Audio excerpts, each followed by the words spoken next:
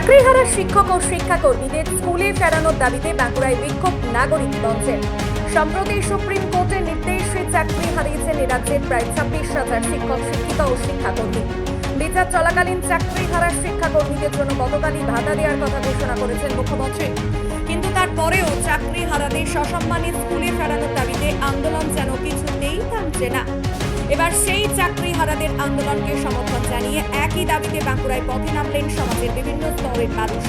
নাগরিক মঞ্চের ব্যানারে এদিন সমাজের বিভিন্ন স্তরের মানুষ মাচানতলায় পথসভা ও বিক্ষোভ করেন। একই সঙ্গে এদিনের পথসভা থেকে কাশ্মীরের পেহেলগাঁওয়ে ঘটে যাওয়া জঙ্গি হানারও কড়া নিন্দা করা হয়। আজকে মূলত আমরা দুটো কারণে রাস্তায় নেমেছি। এক হচ্ছে এই যে 26,000 চাকরির যে প্যানেল ওটা বাতিল হয়ে গেছে, যার ফলে প্রায় 19,000 শিক্ষক শিক্ষিকা শিক্ষাকর্মী যোগ্য, সেই যোগ্য এবং মেধাবী হওয়া সত্ত্বেও আজকে তাদেরকে পথে নামতে হয়েছে নিজের চাকরিটাকে সুনিশ্চিত করার জন্য।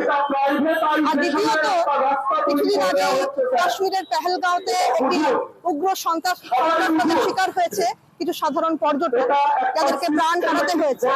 এই রাজ্য এবং দেশ জুড়ে জীবন এবং জীবিকার প্রতি যে আঘাত, সেই আঘাতের প্রতিবাদেই আমরা আজকে পথে নেমেছি।